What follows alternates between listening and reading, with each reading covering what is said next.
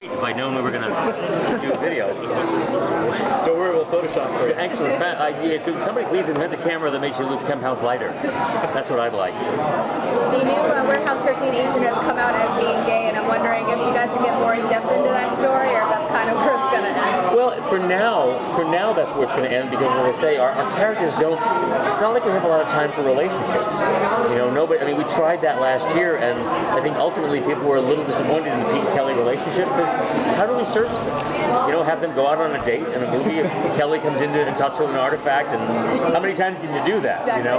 So it became difficult to actually do relationship stories on our show.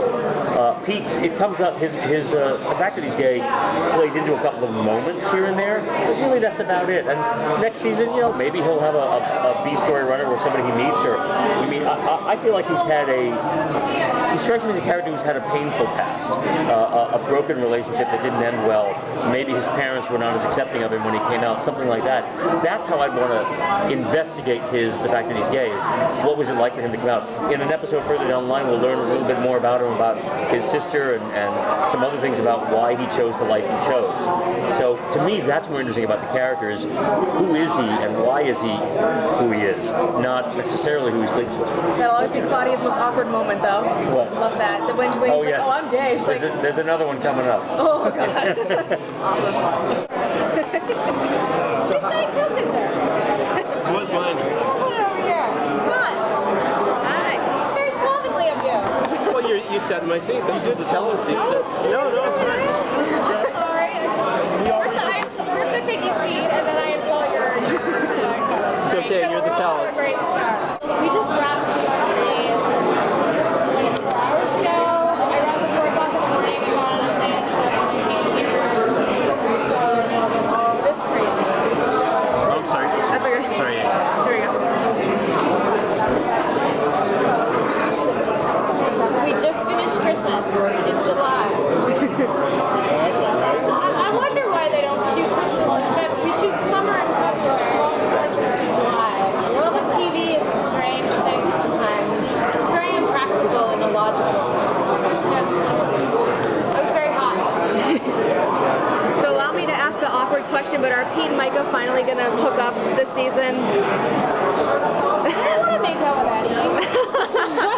But it's in character, it's in character. You know, everybody asks me this question, and what I really like is that we're getting to know these two people outside of them, and I want to continue to explore them. I want to get to know them as people. I don't want to see them together. I want them to be separate individuals.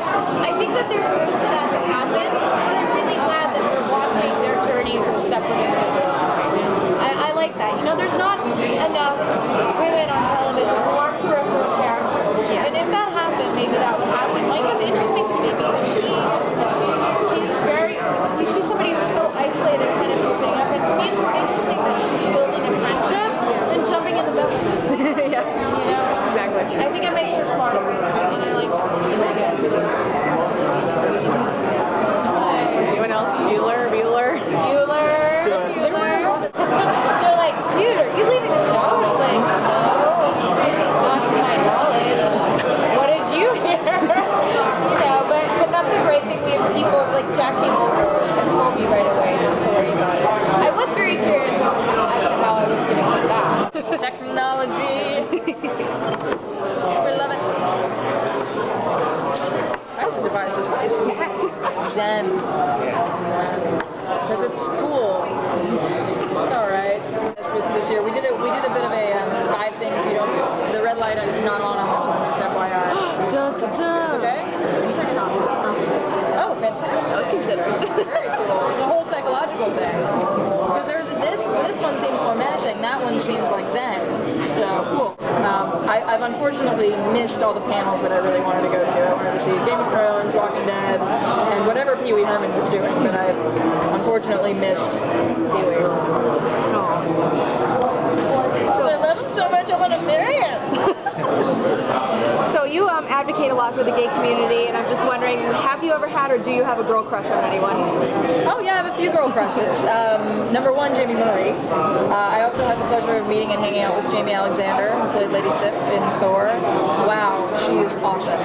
Just I guess any girl named Jamie is on my girl crush list. Also Joan Jett. So now we're into girls whose names start with a J.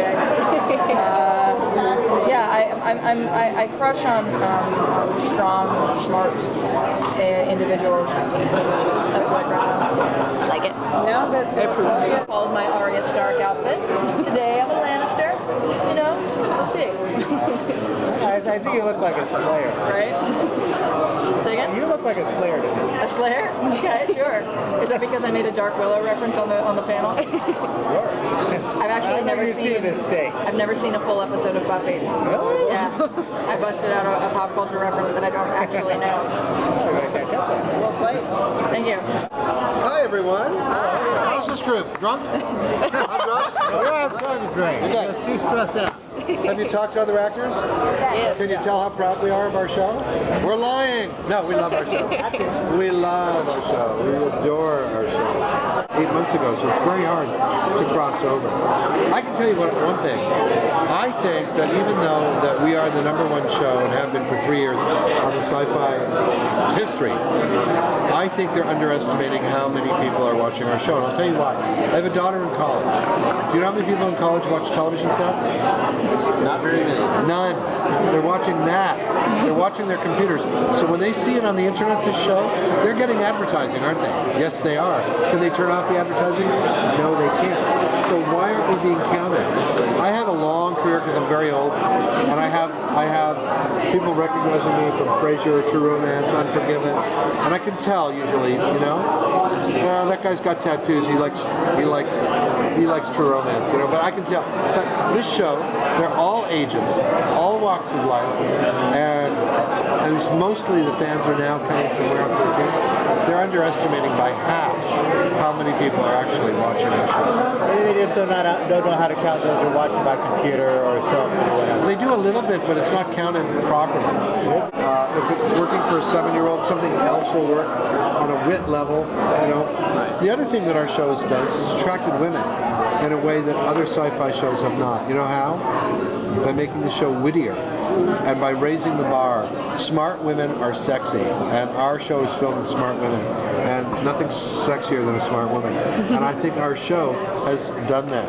And they've raised the quotient by double digits of the number of women that watch sci-fi because of our show. And I'm really proud of it. You sure it's not because of having you on there as Beef King? Yes, also there.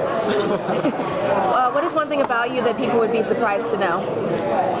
They'd be surprised to know that I've written a play that the film director Frank Oz is about to direct in London at the Chocolate Factory. It's called Terrible Advice. It's a 4-character comedy that opens at the Chocolate Factory in the South Bank in London on September probably around the 22nd of September. And Frank Oz, who's a great film director, has never directed a play before. I'm very proud of that. That's nice. Yeah. Kind of love it. So I did get to ask Micah the question, but will Pete and Micah get to hook up this season, or would you like to see them hook up at all? Would I like to see Pete and Micah hook up? You know, I've been saying like season 10, Pete and Micah will exchange denture cream and bump wheelchairs into one another in some kind of strange geriatric mating ritual. So yes, season 10, but I love the fact that they have this brother-sister relationship. It kind of, I think it speaks to the fact that Pete respects his job, he respects his employer,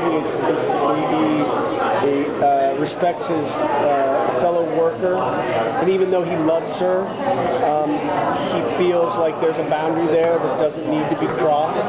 And I love the fact that the writers don't write to that. They don't write to, like, you know, where they wake up like this and then they look at each other and go, oh! I mean, granted, in the next episode, they do end up in bed together, but it's and you'll see why. It's not gratuitous.